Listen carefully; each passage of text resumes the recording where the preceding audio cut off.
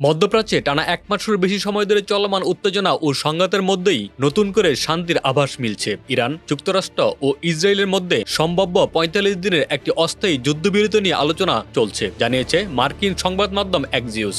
যুক্তরাষ্ট্র, ইসরায়েল এবং মধ্যপ্রাচ্যের একাধিক কূটনৈতিক সূত্রের বরাত দিয়ে প্রকাশিত প্রতিবেদনে বলা হয়েছে, চলমান সংঘাত কমাতে এই যুদ্ধবিরতি একটি গুরুত্বপূর্ণ মোড় ঘুরিয়ে দিতে পারে।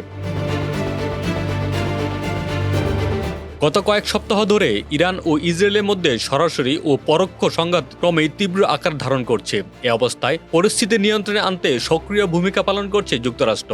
এরই মধ্যে মার্কিন প্রেসিডেন্ট ডোনাল্ড ট্রাম্প মার্চের শেষ দিকে ইরানকে ১০ দিনের একটি সময়সীমা বেঁধে দিয়েছিলেন। তার শর্ত ছিল হরমুজ প্রণালী থেকে অবরোধ তুলে নেওয়া এবং যুক্তরাষ্ট্রের সঙ্গে একটি সমঝোতা চুক্তিতে পৌঁছানো। সেই সময়সীমা শেষ হচ্ছে সোমবার, যা পরিস্থিতিকে আরও উত্তেজনাপূর্ণ করে তুলেছে। এদিকে রোববার ট্রাম্প আরও কঠোর অবস্থান নিয়ে ইরানকে ৪৮ ঘন্টার আলটিমেটাম দেন। সামাজিক যোগাযোগ মাধ্যমে দেওয়া এক বার্তায় তিনি সতর্ক করে বলেন, নির্ধারিত সময়ের মধ্যে ইরান যদি অবরোধ প্রত্যাহার না করে এবং আলোচনায় না আসে, তাহলে দেশটির গুরুত্বপূর্ণ অবকাঠামো, বিশেষ করে বিদ্যুৎ কেন্দ্র ধ্বংস করে দেওয়া হতে পারে। তবে কূটনৈতিক সূত্রগুলি বলছে, ট্রাম্পের এই কড়া হুঁশিয়ারি সত্ত্বেও ইরান তা সরাসরি মেনে নেবে এমন সম্ভাবনা খুবই কম। বরং উভয় পক্ষই একটি মধ্যপথ খুঁজছে, যেখানে সাময়িক যুদ্ধবিরতির মাধ্যমে উত্তেজনা কমিয়ে আলোচনার সুযোগ তৈরি করা যায়। এই প্রেক্ষাপটেই সামনে এসেছে ৪৫ দিনের সম্ভাব্য যুদ্ধবিরতির প্রস্তাব। সূত্রগুলোর মতে প্রস্তাবিত যুদ্ধবিরতিটি হবে ২ ধাপে বাস্তবায়নযোগ্য।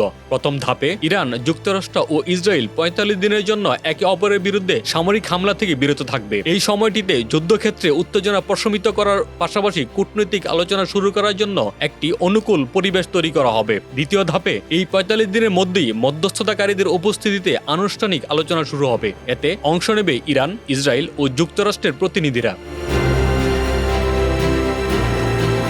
আলোচনার মূল লক্ষ্য থাকবে একটি দীর্ঘমেয়াদী বা স্থায়ী যুদ্ধবিরতির পথ খুঁজে বের করা এবং আঞ্চলিক নিরাপত্তা কাঠামোকে নতুনভাবে সাজানো। মধ্যপ্রাচ্যের কূটনৈতিক বিশ্লেষকরা মনে করছেন, এই যুদ্ধবিরতির সফল হলে তা শুধু সামরিক উত্তেজনা কমাবে না, বরং বৈশ্বিক জ্বালানি বাজার ও আন্তর্জাতিক বাণিজ্যেও ইতিবাচক প্রভাব ফেলতে পারে। বিশেষ করে হরমুজ প্রণালী, যা বিশ্ব জ্বালানি পরিবহনে একটি গুরুত্বপূর্ণ রুট, সেখানে স্থিতিশীলতা ফিরলে বিশ্ব অর্থনীতিতেও স্বস্তি আসবে।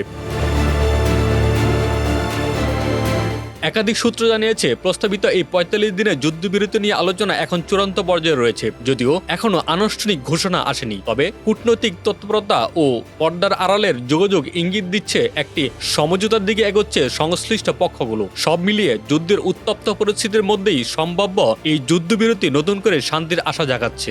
এখন দেখার বিষয়, চূড়ান্ত মুহূর্তে সংশ্লিষ্ট পক্ষগুলো কতটা সমঝোতা পৌঁছাতে পারে এবং এই উদ্যোগ আদৌ স্থায়ী সমাধানের পথ খুলে দিতে পারে কিনা।